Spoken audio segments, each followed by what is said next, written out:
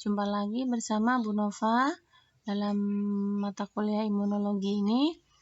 Nah, untuk pertemuan kita kali ini kita akan membahas tentang toleransi imun ya. Kemudian dan kita akan membahas kaitannya antara toleransi imun ini dengan penyakit autoimun. Ya, kenapa autoimun itu bisa terjadi? Kita akan lihat bagaimana prosesnya.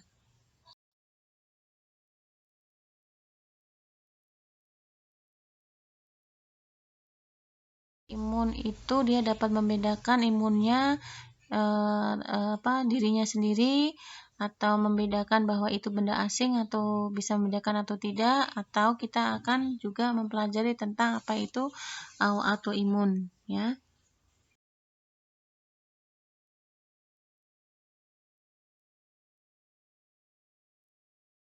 Kali mikroba tetapi tidak bereaksi terhadap antigennya sendiri ya. Itu yang disebut dengan toleransi imunologi. Jadi toleransi imunologi itu dia berespon kalau ada mikroba atau patogen tetapi tidak bereaksi terhadap antigen dirinya sendiri. Jadi harusnya seperti itu ya, pada saat ada antigennya ya, itu respon imun kita tidak bereaksi, baru bereaksi kalau sudah ada patogen yang masuk. Itu secara normal yang kita sebut dengan toleransi imunologi. Nah, bagaimana dengan kaitannya dengan toleransi imunologi ini dengan autoimun? Nah, autoimunitas itu adalah kegagalan tubuh dalam membedakan antigen dirinya dan bukan dirinya. Jadi yang diserang itu bukan hanya benda asing yang masuk, tetapi dia juga menyerang sistem imun atau sistem kekebalannya dia sendiri ya. Karena apa? Ketidakmampuan dia dalam mengenal apakah dia benda asing atau bukan. Jelas itu merupakan suatu kondisi yang patologis. Kemudian ya, kalau kita melihat autoimunitas ya tentu akan menimbulkan suatu penyakit yang disebut dengan penyakit autoimun ya. Nah, mengapa toleransi imunologi itu penting untuk kita pelajari? Karena antigen diri atau dirinya sendiri itu biasanya menginduksi toleransi, dan kegagalan dalam mengenal dirinya sendiri itu yang mendasari munculnya penyakit autoimun. Jadi ketidakmampuan dia mengenal atau ketidakmampuan dia membedakan antara antigennya dia sendiri atau antigen dari benda asing. Dengan mempelajari bagaimana cara menginduksi toleransi pada limfosit yang spesifik untuk antigen tertentu, kita mungkin dapat menggunakan suatu pengetahuan kita untuk mencegah dan bagaimana mengontrol reaksi imun yang tidak diinginkan.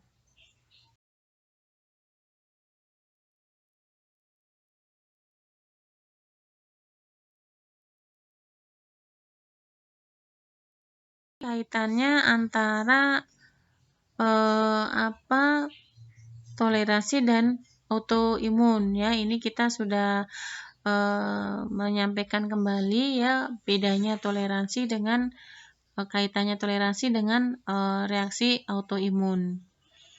Nah, biasanya toleransi ini dia harusnya tidak terlalu reaktif ya, terlalu reaktif terhadap antigen ya. Terus kemudian dia akan ketika antigen itu menginduksi tolerans, antigennya sendiri itu disebut dengan tolerogen ya. Jadi misalnya teman-teman bisa lihat gambar di bawah ini ya, respon imun secara normal ya, dia akan antigennya itu dia akan berproliferasi dan berdiferensiasi, dia berkembang. Nah, terus kemudian kalau misalnya dia ada antigen tolerogenik ya, itu akan mengakibatkan tidak berfungsinya respon imun atau disebut dengan functional unresponsiveness ya. Nah, terus kemudian ini yang mengakibatkan mengapa dia tidak dapat mengenal benda asing karena tidak ada respon, ya.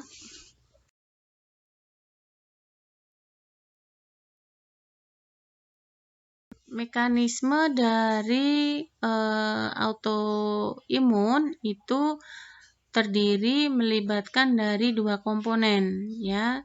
Komponen spesifik dan komponen non-spesifik. Jadi komponen spesifik itu adalah melibatkan antibodi dan T-cell, sedangkan komponen yang tidak spesifik dalam proses autoimun ini adalah ada komplement dan fagosit, sel NK, ya, dan sel yang lainnya.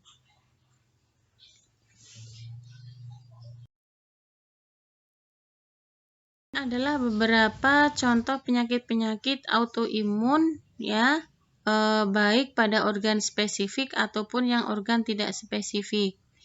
Jadi misalnya pada organ spesifik, contohnya penyakit Addison itu kalau kelenjar adrenalnya yang terkena. Atau misalnya kalau di lambung itu akan mengakibatkan anemia pernosiosis, ya, atau kalau di tiroid berarti akan mengakibatkan tiroiditis Hashimoto, peradangan pada kelenjar tiroid. Terus kemudian kalau di pankreas itu akan menyebabkan DM, ya, DM yang tergantung dengan insulin karena sel betanya itu sudah rusak. Jadi DM yang tidak tergantung insulin itu masuk ke dalam penyakit autoimun. Terus kalau yang organnya tidak spesifik itu contohnya kalau misalnya di otot, ya, itu akan misalnya akibat dari masalah atau kelainan di ototnya, ya, atau dermatomiosis. Terus kemudian kalau di ginjal itu akan mengakibatkan lupus erythemosus. Kemudian kalau di kulit itu skleroderma, dan di sendi itu akan mengakibatkan rheumatoid arthritis.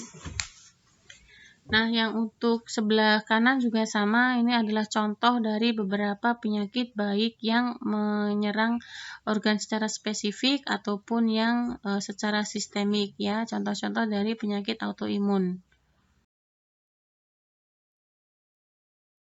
Kemudian biasanya mekanisme dari penyakit autoimun itu disebabkan bisa karena infeksi, ya, infeksi, terus kemudian kegagalan pengaturan pada sistem imun dan faktor genetik, ya, gitu.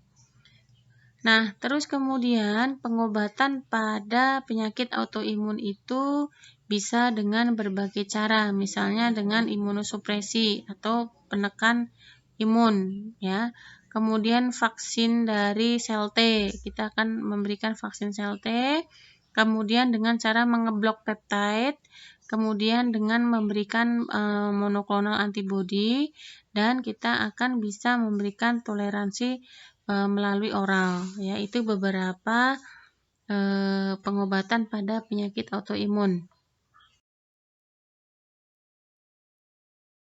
Tadi sudah Bu Nova sampaikan, ya, bahwa bagaimana proses autoimun itu akan terjadi, ya. Jadi induksi itu akan distimulasi oleh APC, ya, akan ditangkap oleh APC, dia akan berikatan dengan reseptor yang ada di sel, kemudian dia akan mengaktifasi sel T, ya, terus kemudian dia mengenal jaringannya sendiri, ya, sehingga akan terjadi autoimun.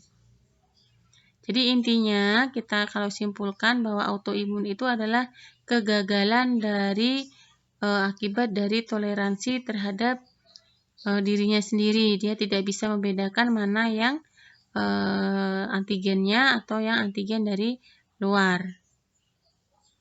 Nah, reaksi autoimun itu bisa dipicu oleh stimulasi lingkungan seperti infeksi, ya, misalnya, atau faktor-faktor genetik lainnya, ya, itu. Jadi banyak faktor.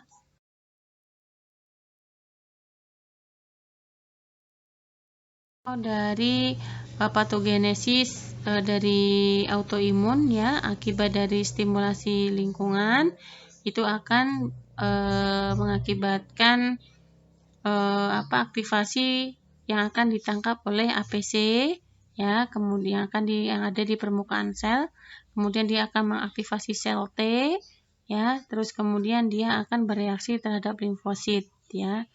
Kegagalan pada antigen yang lain, ya, itu terjadi pada tahapan setelah ditempelnya oleh APC, ya, reseptor yang ada di APC. Ini sama ini ya prosesnya, ya. Jadi bagaimana mekanisme dari autoimun itu terjadi. Itu adalah inti dari autoimun. Sekarang kita akan berbicara tentang transplantasi pada imunologi. Transplantasi itu adalah merupakan pemindahan sel, jaringan atau organ dari satu bagian ke bagian yang lain atau dari satu individu ke individu yang lain. Jadi yang namanya transplantasi itu tidak hanya dari satu individu ke individu yang lain, tapi dari bagian satu tubuh ke bagian tubuh yang lain. Masih dalam satu manusia itu adalah disebut dengan transplantasi. Nah, transplantasi ini bisa sebagai donor dan bisa juga sebagai penerima, ya. Nah, tapi pada saat transplantasi apakah tubuhnya menerima atau tidak, itu nanti akan ada respon imun yang bekerja, karena transplantasi itu adalah merupakan benda asing yang harusnya dikenal sebagai benda asing, sehingga nanti akan ada respon imun yang akan terjadi.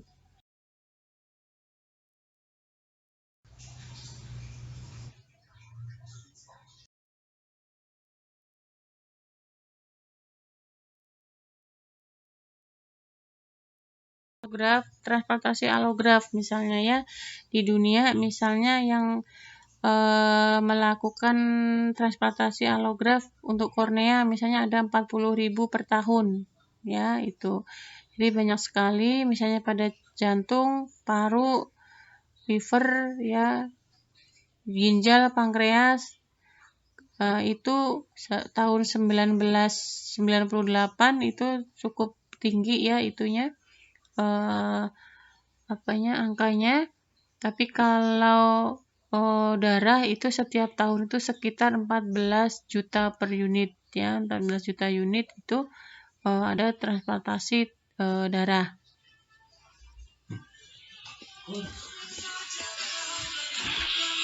Adalah beberapa transplantasi bisa diterima atau tidak diterima oleh tubuh, ya. Nah, ini kalau misalnya A dan B dapat diterima dari AA atau BB, ya. Tetapi kalau untuk AA atau BB ini tidak dapat menerima dari A dan B, ya. Jadi contohnya adalah seperti itu.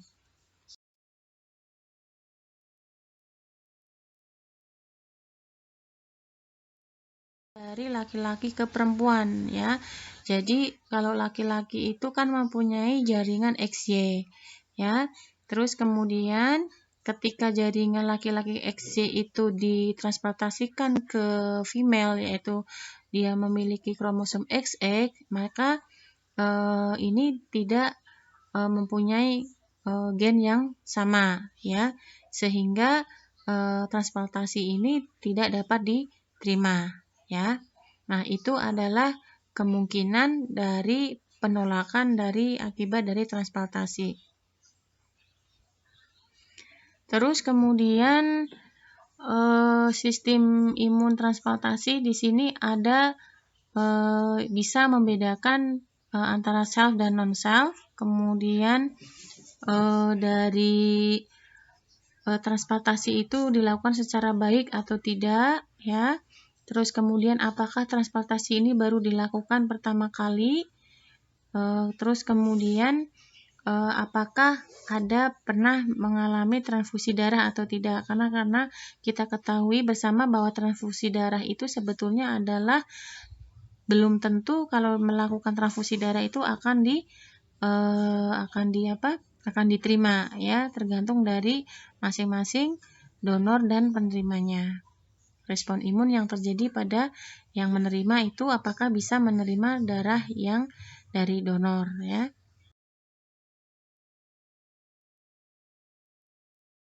Kemudian untuk fase klinis penolakan dari transplantasi itu yang pertama akan ada penolakan rejeksi hiperakut, ya, itu hitungannya menit sampai jam, ya. Terus kemudian rejeksi akselerasi, ya. Terus kemudian rejeksi akut itu biasanya 10 sampai 30 hari. Biasanya kalau rejeksi akut itu dia ada mekanisme selular respon imun yang lebih detail. Nah, kemudian kalau rejeksi kronik ini sudah sampai bulan sampai ke tahunan. Ini biasanya sistem imunnya masih bekerja sampai tahunan, ya. Ini ada mekanisme yang melibatkan mekanisme seluler dan humoral, ya. Nah, kemudian kalau penerimaan transplantasi itu bisa diterima atau tidak, itu adalah ketika respon antibodi, respon imun, ya, antara yang menerima itu tidak ada penolakan dan yang didonor juga tidak ada penolakan. Jadi tidak terjadi penolakan antara si donor dan si penerima. Jadi nanti keduanya ini nanti akan dilakukan pemeriksaan, ya. Jadi harus ada kesinergisan antara si donor dan si penerima, ya. Transplantasi itu akan ada respon imun yang bekerja, ya. Ini transplantasi itu akan mengaktifasi sel endotel, ya. Terus kemudian akan memproduksi sitokin proinflamasi, ya. Terus kemudian neutrofil ini dia akan berinfiltrasi, ya, akan berespon untuk berespon terhadap kerusakan jaringan, karena pada saat transplantasi itu jelas akan ada respon kerusakan jaringan. Nah, terus kemudian monosit makrofag ini tadi akan bekerja sesuai dengan perannya tadi. Kemudian leukosit akan menginfiltrasi dan akan memproduksi kemokin. Ini akan berlangsung selama beberapa tahapan sampai dengan sang penerima itu menerima organ yang ditransplantasikan.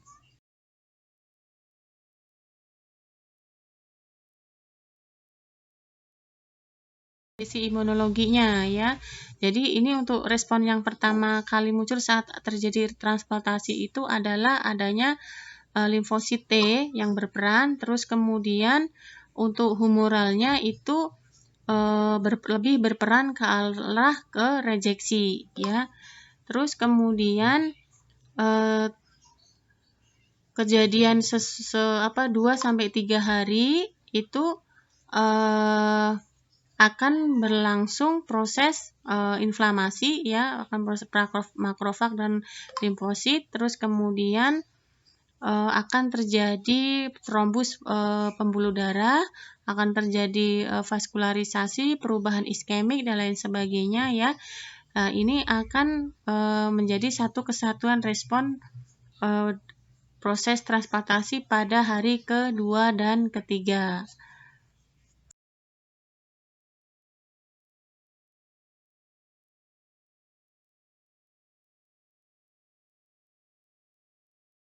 Akut ataupun kronik, ya. Tadi sudah disampaikan bahwa hiperakut itu terjadi dari menit sampai dengan beberapa jam, ya. Kemudian dia akan menghasilkan suatu perusakan oleh antibodi-antibodi.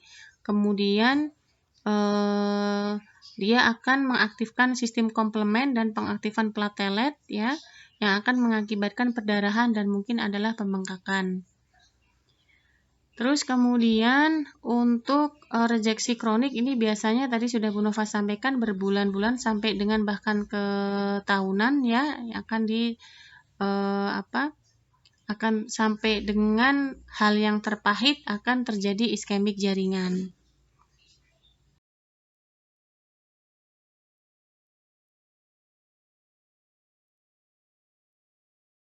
Yang terakhir, contoh dari misalnya transplantasi ginjal, ini akan ada aktivasi dari limfosit T, kemudian interleukin 2, terus kemudian sel T ini akan tersensitisasi, kemudian sel T akan mengakibatkan proliferasi dari sel T ya. Terus kemudian ini akan menyerang dari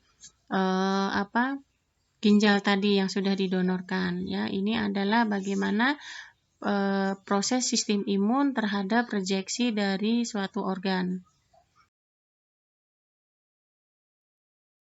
Tentang respon imun terhadap proses transplantasi. Jadi